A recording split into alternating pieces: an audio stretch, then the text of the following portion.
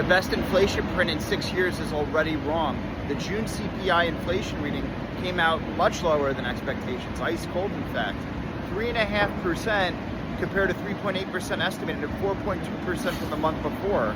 Month over month came in at negative 0.4% compared to negative 0.1% expected. Why is this? Because with the Strait of Hormuz being open and the ceasefire we had with Iran last month in June, prices started to go down. We saw, obviously oil tankers flowing freely through the Strait of Hormuz mostly last month, and prices fell like a rock, dropped like a rock last month. However, this inflation's a good sign. I said once the Strait of Hormuz is going to open, I expected prices to fall quickly and almost instantaneously.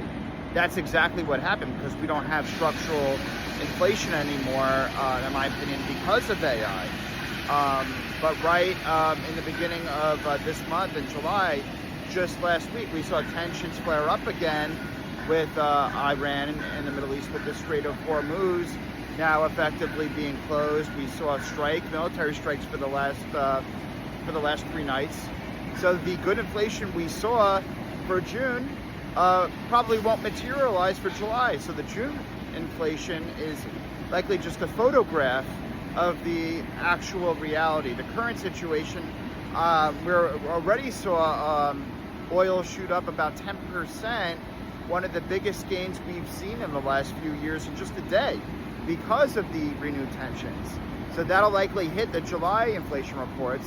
So I'm a little worried about that. Obviously, if this is short-lived and just, according to the administration's playbook, they do maximum leverage to coerce and force a deal to be made, showcasing that leverage, and oftentimes the calm is right ahead of the storm.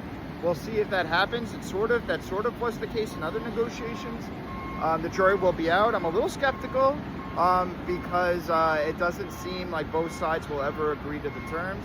But who knows? Either way, inflation will be higher likely in July. So let's be optimistic here for a moment.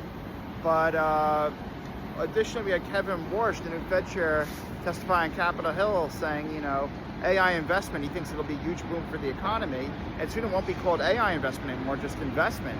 And he thinks AI will be disinflationary and lower prices in the long run. I kind of agree with that. Well, I do agree with that in the long run.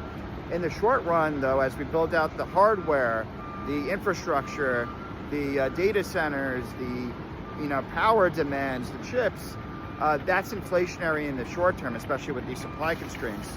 In the long run, it'll be deflationary.